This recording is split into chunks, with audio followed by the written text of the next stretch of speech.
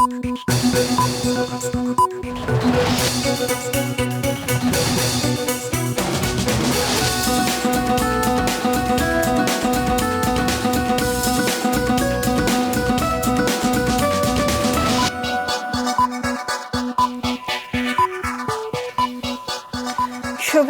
স্বাগত দুপুরের মাছরাঙা সংবাদে আপনাদের সঙ্গে আছি মৌমিতা জান্নাত। শুরুতেই গার্ডিয়ান লাইফ ইন্স্যুরেন্স সংবাদ শিরোনাম।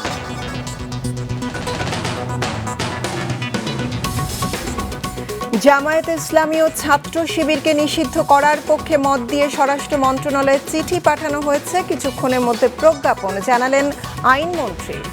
সবার আড়ালে গড়ে ওঠা ধর্মান্ধ একটি শ্রেণী কোটা সংস্কার আন্দোলনের নামে সহিংসতা চালিয়েছে বললেন প্রধানমন্ত্রী। আজও ঢাকা বিশ্ববিদ্যালয় সহ দেশের বিভিন্ন স্থানে আন্দোলনকারী শিক্ষক শিক্ষার্থীদের বিক্ষোভ। ৬ সমন্বয়ককে ডিবি কার্যালয় থেকে পরিবারের কাছে হস্তান্তর। এবার বিস্তারিত সংবাদ। জামায়াতে ইসলামী ও ছাত্র শিবিরকে নিষিদ্ধ করার পক্ষে মত দিয়ে স্বরাষ্ট্র মন্ত্রণালয়ে চিঠি পাঠানো হয়েছে। কিছুক্ষণের মধ্যে প্রজ্ঞাপন হবে বলে জানিয়েছেন আইনমন্ত্রী আনিসুল হক। কিছুক্ষণ আগে সচিবালয়ে তিনি সাংবাদিকদের বলেন, ২০০৯ সালের সন্ত্রাস দমন আইনের ১৮ ধারায় এই দুটি সংগঠন নিষিদ্ধ করা হচ্ছে। আইনের যাচাই বাছাই শেষে এর পক্ষে মত দেওয়া হয়েছে। এ বিষয়ে প্রজ্ঞাপন জারির বাকি কাজটি করবে স্বরাষ্ট্র মন্ত্রণালয়।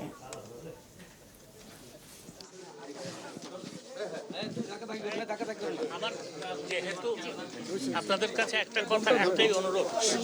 গতকালকে স্বরাষ্ট্র মন্ত্রণালয় এই আইনি বাধ্যবাধকতা পূরণ করে আজকে সকালে এটা আমার মন্ত্রণালয়ের লেজিসলেটিভ ডিভিশনে পাঠানো হয়েছিল এবং লেজিসলেটিভ ডিভিশনে পাঠানো হওয়ার পরে আমরা এটাকে ভেটিং করে আমরা আবার এটাকে স্বরাষ্ট্র মন্ত্রণালয়ে পাঠিয়ে দিয়েছি।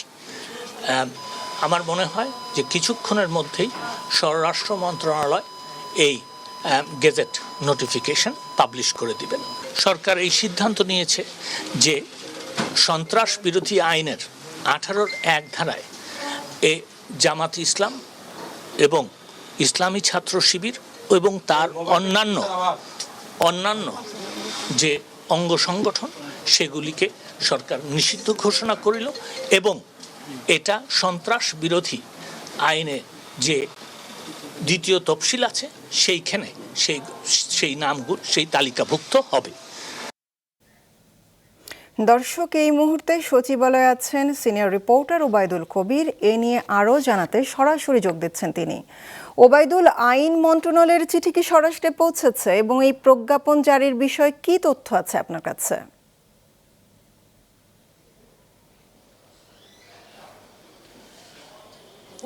মমিতা, সন্ত্রাস দমন আইনের যে ১৮(১) ধারা সেই ধারা অনুযায়ী কিন্তু আজকে জামায়াত ও শিবিরের রাজনীতি এবং দল হিসেবে তাদেরকে কিন্তু নিষিদ্ধ করা হয়েছে এবং এই সংক্রান্ত একটি মতামত কিন্তু গতকালই স্বরাষ্ট্র মন্ত্রণালয় থেকে আইন মন্ত্রণালয়ে এসেছিল এবং যেটি সকালবেলা আইনমন্ত্রী সেখানে মতামত দিয়ে আবার স্বরাষ্ট্র মন্ত্রণালয়ে পাঠিয়ে দিয়েছেন এবং যেটি কিছুক্ষণের মধ্যেই আসলে স্বরাষ্ট্র মন্ত্রণালয় থেকে প্রজ্ঞাপন আকারে জারি করা হবে বলে আমরা জানতে পেরেছি। তো এর আগে আপনাকে জানিয়ে রাখি যে ১৯৬২ সালে কিন্তু সর্বপ্রথম আইয়ুব সরকারের আমলে সেই সময় একটি আইনের বিরোধিতা করায় ১৯৬৪ সালে কিন্তু প্রথম জামায়াত ইসলামকে নিষিদ্ধ করা হয় এবং এরপর আমরা দেখতে পেয়েছি মহান স্বাধীনতা যুদ্ধে বিরোধিতা করায় ১৯৭২ সালে কিন্তু দলটিকে আবারও নিষিদ্ধ করা হয়েছিল।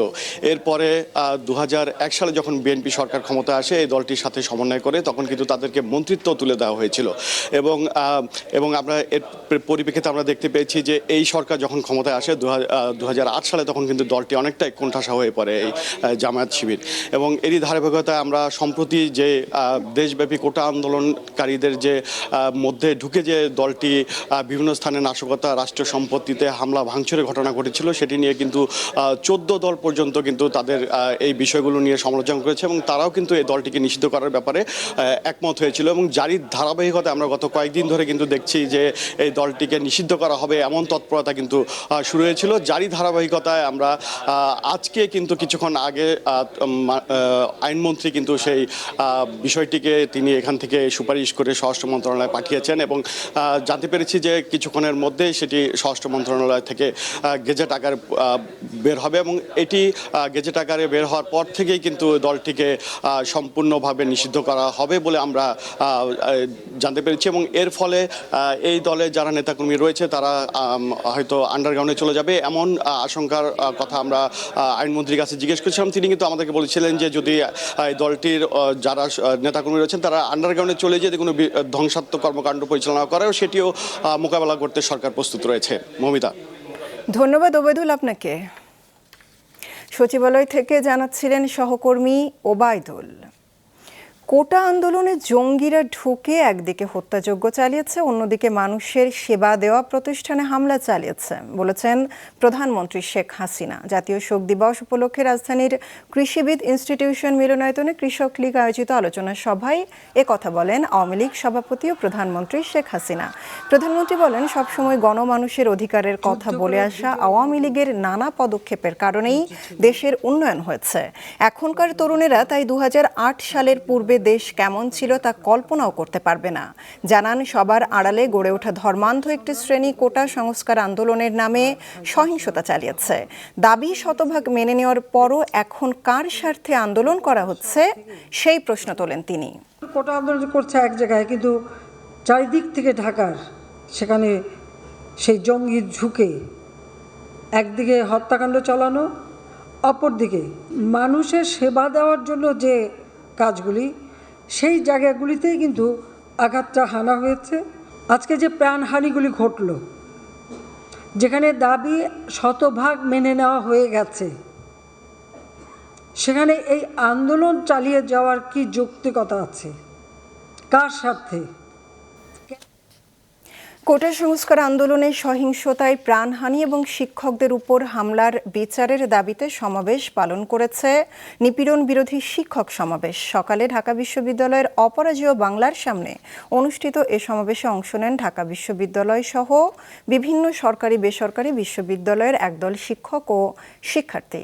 এ সময় তারা বলেন, চলমান আন্দোলন এখন আর কোটা সংস্কারের দাবিতে নয়, এটি এখন জুলাই হত্যাকাণ্ডের বিচারের দাবিতে আন্দোলন। কারফিউ প্রত্যাহার করে বিশ্ববিদ্যালয় খুলে দেওয়া, ক্যাম্পাস থেকে আইন শৃঙ্খলা বাহিনী সরিয়ে নেওয়া, শিক্ষক শিক্ষার্থীদের বিরুদ্ধে করা মামলা তুলে নেওয়া, শিক্ষার্থী হত্যাকাণ্ডের বিচার সহ নানা দাবি জানিয়েছেন শিক্ষকরা। দাবি আদায় না হলে আরও কঠোর আন্দোলনের হুঁশিয়ারি দেন তারা। পরে শিক্ষকরা মৌন মিছিল নিয়ে বিশ্ববিদ্যালয়ের ভিসি চত্বর টিএসসি হয়ে শহীদ মিনারে গিয়ে 1 মিনিট নীরবতা পালন করেন। প্রত্যেককে অন্যায়ের প্রতিবাদ করতে হবে। যা যা অন্যায় আমাদের উপর হচ্ছে, আমরা আজকে ঠিকভাবে রাস্তায় বেরোতে পারছি না, আমাদের মোবাইল দেখছি না, সেই ভয়ে আতঙ্কিত হয়ে আছি। আমার সন্তানকে আমি বাসা থেকে বের করছি না, কতদিন হলো সে ছাদে যেতে পারছে না, কেন পারছে না? আমি এই প্রশ্নের জবাব চাই। যদি আপনারা সাহস করে আগাতে না পারেন তাহলে কলম হাতে নিলেন কেন? জানেন না কলম অস্ত্রের চেয়ে বেশি শক্তিশালী? এসব কি ধরনের নাটক? আপনারা আপনাদের এই শিক্ষক পদবি নিজের পায়ে নিজে পাড়া দিয়েছেন, আপনারা শিক্ষক হতে পারেন না। দেশের বিভিন্ন জেলায় বিক্ষোভ করেছে বৈষম্য বিরোধী আন্দোলনের শিক্ষার্থীরা। দুপুরে ছাত্র জনতার খুনিদের প্রতিহত করুণ ব্যানারে মুখে ও মাথায় লাল কাপড় বেঁধে রাজশাহী বিশ্ববিদ্যালয়ের বুদ্ধিজীবী স্মৃতিফলকের সামনে মানববন্ধন করেন বিশ্ববিদ্যালয়ের শিক্ষকদের একাংশ। পরে তাদের সাথে যোগ দেন বৈষম্য বিরোধী আন্দোলনকারী শিক্ষার্থীরা। এ সময় মানববন্ধন থেকে কয়েকজন শিক্ষার্থীকে আটক করার চেষ্টা করলে বাধা দেন বিশ্ববিদ্যালয়ের গণযোগাযোগ ও সাংবাদিকতা এবং অর্থনীতি বিভাগের কয়েকজন শিক্ষক। এদিকে ময়মনসিংহ দেশের বিভিন্ন জেলাতেও বিক্ষোভ করেছেন কোটা আন্দোলনকারী শিক্ষক শিক্ষার্থীরা। এইটা কোনো ভালো দৃষ্টান্ত হলো না। আমরা শান্তিপূর্ণ মিছিল করছি, আপনারা আবার হামলা করেছেন। সে যাই হোক, আপনার কাছে ক্রিমিনালের কোনো ধরার কোনো রকমের রেকর্ড নাই যে এদেরকে ধরতে হবে। সন্দেহের বশে মানুষকে ধরা এটা অন্যায়, এটা থামান। এদিকে ডিবি হেফাজতে থাকা বৈষম্য বিরোধী ছাত্র আন্দোলনের 6 সমন্বয়ককে পরিবারের কাছে হস্তান্তর করা হয়েছে। আজ তাদেরকে পরিবারের কাছে পাঠিয়ে দেওয়া হয়েছে। বিষয়টি নিশ্চিত করেছেন কোটা আন্দোলনের অন্যতম সমন্বয় নাহিদ ইসলামের বাবা বদরুল ইসলাম। গত 26শে জুলাই বৈষম্য বিরোধী ছাত্র আন্দোলনের 3 প্রধান সমন্বয়ক নাহিদ ইসলাম, আসিফ মাহমুদ ও আবু বাকের মজুমদারকে ঢাকার একটি হাসপাতাল থেকে সাদা পোশাকে তুলে নেওয়া হয়। এরপর আরও 3 সমন্বয়ককে তুলে নিয়ে যায় ডিবি। গোয়েন্দা পুলিশের দাবি তাদেরকে নিরাপত্তার জন্য হেফাজতে নেওয়া হয়েছিল। সীমিত পরিসরে আজ থেকে শুরু হয়েছে রেল চলাচল। 13 দিন বন্ধ থাকার পর স্বল্প দূরত্বে কমিউটার ট্রেনগুলো সকাল থেকে চলাচল শুরু করেছে। পূর্বের সময়সূচির পরিবর্তে সকালে 3 ঘন্টা ব্যবধানে ট্রেনগুলো বিভিন্ন গন্তব্যের উদ্দেশ্যে ছেড়ে যাচ্ছে। আন্তনগর বা দূরপাল্লার এবং আন্তর্জাতিক রুটে ট্রেন চলাচল কবে থেকে শুরু হবে সে সিদ্ধান্ত এখনো হয়নি। স্ত্রীকে নিয়ে ঢাকা ছেড়ে যাচ্ছেন নাজমুল। কোটা আন্দোলন ঘিরে সাম্প্রতিক সহিংসতায় স্বপ্ন ভেঙে গেছে তার। সংসারের সামান্য জিনিসপত্র নিয়ে জামালপুরের নিজ গ্রামে ফিরে যাচ্ছেন তারা। ট্রেন চলাচলের খবর শুনে কমলাপুর রেলওয়ে স্টেশনে এসে ট্রেনের জন্য অপেক্ষা। গেমজেম মারামারি শুরু হয়ে গেছে। পাশ আমি মাসের ভিতরে বাসা ছেড়ে দিছি, ছেড়ে দিয়ে দিই এই তার মধ্যে আরো খেলামেলা শুরু হয়ে গেছে। দেখতেছি একটা ট্রেনও নাই, যে কোনো একটা ট্রেন পাইলে ভালো হইতো, উপকার হইতো। ট্রেনের আশায় তো আসছি। সময়সূচির পরিবর্তনে বিপাকে পড়েন তার মতন আরও অনেকে। অফিসে সময় মতো পৌঁছানোর উদ্দেশ্যে কেউ কেউ বিকল্প উপায় ধরতে স্টেশন ছেড়ে চলে যান। 8:15 ট্রেন ছিল মহুয়া, সেটাতে যাওয়ার জন্য আমি আজকে আসছিলাম। এখন এসে দেখতেছি মহুয়াও নাই, তারপরে 8:45 যে কর্ণফুলী সেটাও নাই। কাউকে যেটা প্রশ্ন করবো যে ট্রেন কি আজকে যাবে বা কখন যাবে, এই ধরনের কাউরে খুঁজতেছি না, পাচ্ছি না কি। কোটা সংস্কার আন্দোলন সহিংসতায় রূপ নিলে রেলের ওপরেও হামলা হয়। যাত্রীদের নিরাপত্তায় গত 18 জুলাই বন্ধ করে দেওয়া হয় ট্রেন চলাচল। দীর্ঘ বিরতির পর আজ শুরু হয়েছে আবার ট্রেন চলাচল। আমি প্রতি সপ্তাহে বাড়ি যাইতে পারি নাই, তো কালকে শুনলাম চালু হবে, তাই আজকে আসছি যাওয়ার জন্য। বন্ধ ছিল তখন আমাদের কাছে খারাপ লাগছে, যাইতে পারি না, কাজে কর্মে যাইতে পারি নাই। মনে হয় যে একটা যুদ্ধদেশের মধ্যে আছে, আজকে মনে হয় যে মুক্তি পেয়েছি। কমলাপুর রেলওয়ে স্টেশন মাস্টার জানান, স্বল্প দূরত্বে চলাচলের জন্য কমিউটার ট্রেন ও এক্সপ্রেস ট্রেন চলাচল শুরু হয়েছে। কর্তৃপক্ষের নির্দেশ পেলে সব ধরনের ট্রেন চলাচলের প্রস্তুতি রয়েছে। রেলওয়ের যে 4টা ডিভিশন, মোটামুটি প্রায় 4টা ডিভিশন থেকে বিভিন্ন এন্ডে ট্রেন চলাচল করছে। আন্তনগর ট্রেন চলাচলের বিষয়ে এখনো আমরা কোনো সিদ্ধান্ত পাইনি, তবে কর্তৃপক্ষ আমরা রেডি আছে, আমাদের আয়োজন সম্পন্ন আছে। ঢাকা থেকে ছেড়ে যাওয়া ট্রেনগুলো সময় মতন জয়দেবপুর জংশনে পৌঁছেছে। যাত্রীদের ওঠানামা শেষে দেওয়ানগঞ্জের উদ্দেশ্যে এক্সপ্রেস ট্রেনটি ছেড়ে যায়। ঢাকা জয়দেবপুর রুটে তুরাগ কমিউটার ট্রেনটিও নির্বিঘ্নে চলাচল করছে। নিয়াজ মোর্শেদ, মাছরাঙা সংবাদ, ঢাকা। চট্টগ্রামে মৌসুমী বায়ুর প্রভাবে রাতভর মুষলধারে বৃষ্টিতে আবারও দেখা দিয়েছে জলাবদ্ধতা। মহানগরীর মুরাদপুর, বহদ্দারহাট, কাঁতালগঞ্জ, আগ্রাবাদ ও বাকলিয়ার নিচু এলাকাগুলোতে জলাবদ্ধতার সৃষ্টি হয়েছে। কোথাও কোথাও জমে যায় কোমর পানি, দোকানপাটে ঢুকেছে পানি। সড়কে পানি থাকায় থমকে গেছে গণপরিবহন চলাচল। রিকশা ও ভ্যান গাড়ি হয়ে উঠেছে প্রধান বাহন। এমন জলাবদ্ধতায় দুর্ভোগে পড়েছেন সাধারণ মানুষ, বেশি দুর্ভোগে পড়েন কর্মজীবীরা। জলাবদ্ধতা নিয়ে ক্ষোভ জানান নগরবাসী। তার বাজে পানি, চকবাজার পানি আছে, মুরাদপুর পানি আছে। আমি পানি হবে জানতাম না, আমি আমার নানা ভাইয়ের জন্য ভাত নিয়ে যাচ্ছিলাম। বলতে বলতে তো মানুষ তো অসহায় হয়ে গেল। এখন মানুষের অবস্থা এই পথ আর কি, আমরা এক গলা পানিতে সাঁতাইতেছি। 2 মাসেরও বেশি সময় ধরে ডলার সংকট সহ নানা জটিলতায় হিলি স্থলবন্দরে আমদানি রফতানি অনেক কমে গেছে। আগে দিনে গড়ে 250 ট্রাক পণ্য আমদানি হলেও এখন তা নেমে এসেছে 1/3।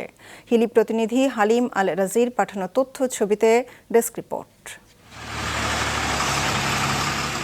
সাম্প্রতিক কোটা আন্দোলনের জেরে সহিংসতায় ইন্টারনেট বিপর্যয়ে 1 সপ্তাহের বেশি সময় ধরে বন্ধ ছিল বন্দরের অটোমেশন প্রক্রিয়া।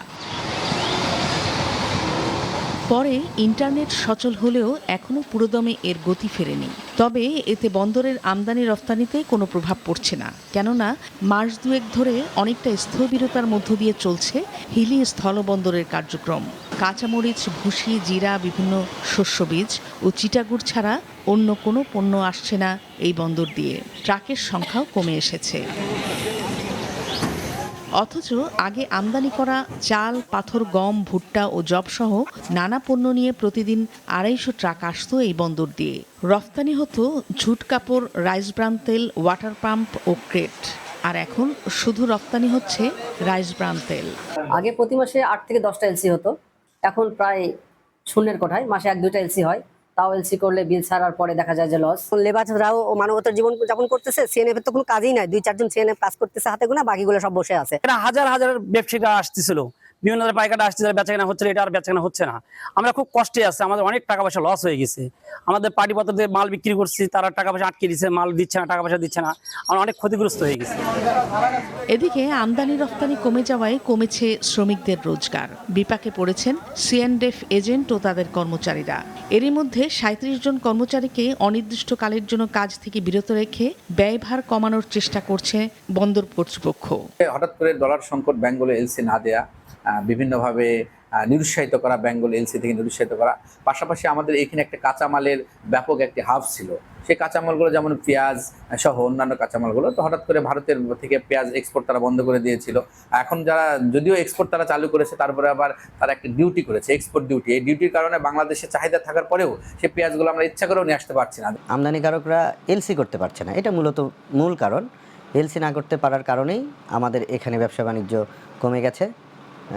আমরা মনে করছি যে আমদানিকারকরা যখন বেশি বেশি এলসি করতে পারবে, তারা এলসি করার সুযোগ পাবে, আমাদের এই পোর্ট আবার চালু হবে। পানামা হিল স্থলবন্দর যেমন ক্ষতিগ্রস্ত হয়েছে, সরকার তাদের রাজস্ব থেকে বঞ্চিত হয়ে গেছে। 500 লেবার আছে, এর ভিতরে এখন 300 বোধহয় যাওয়া আসা করে, তারা মানবিক জীবনযাপন করতেছে। এবং পানামা হিল স্থলবন্দরের যে দৈনন্দিন যে অবকাঠামো ব্যয়, পানামা হিল স্থলবন্দরের যে ব্যাংক রিং, ইট কল রিং, এইগুলো পরিশোধ করে পানামা হিল স্থলবন্দরের যে কর্মকর্তা কর্মচারীদের বেতন দেবে, সে বেতন তার সক্ষমতা পানামা হিল স্থলবন্দরের ব্যবস্থাপনা পরিচালকের হাতে এখন আর নেই। 2022-23 অর্থবছরে হিলি স্থলবন্দর দিয়ে 12,97,000 টন পণ্য আমদানি হয়েছে। আর চলতি অর্থবছরে আমদানি হয়েছে 6,26,049 টন পণ্য। মাছরাঙা নিউজ ডেস্ক। কোটা সংস্কার আন্দোলন ঘিরে উদ্ভূত পরিস্থিতিতে আগামী 10ই আগস্ট পর্যন্ত এইচএসসি ও সমমানের সব পরীক্ষা স্থগিত করা হয়েছে।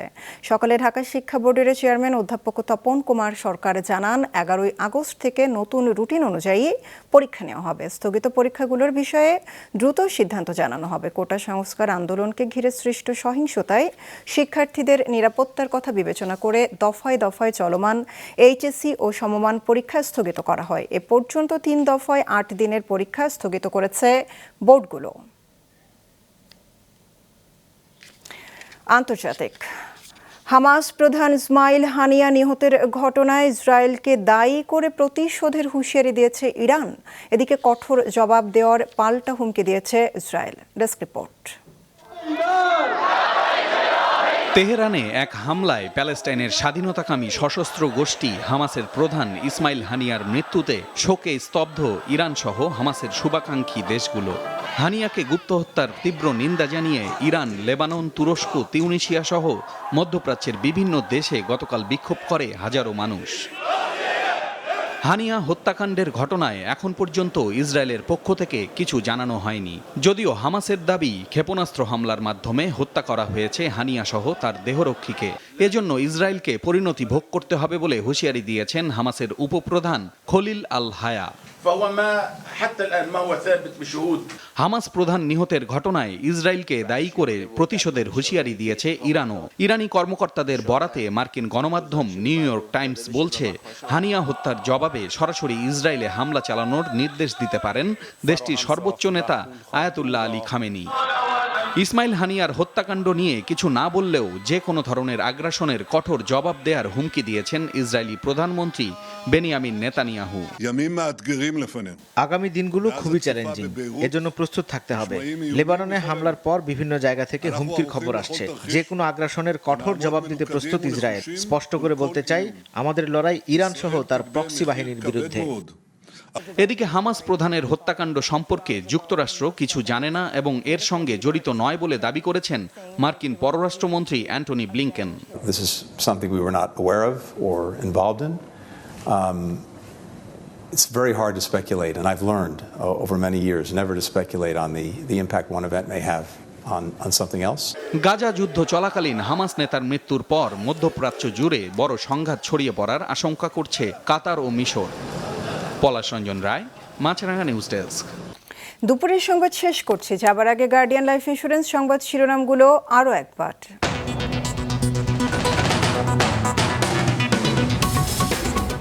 জামায়াতে ইসলামী ও ছাত্র শিবিরকে নিষিদ্ধ করার পক্ষে মত দিয়ে স্বরাষ্ট্র মন্ত্রণালয়ে চিঠি পাঠানো হয়েছে, কিছুক্ষণের মধ্যে প্রজ্ঞাপন জানালেন আইনমন্ত্রী।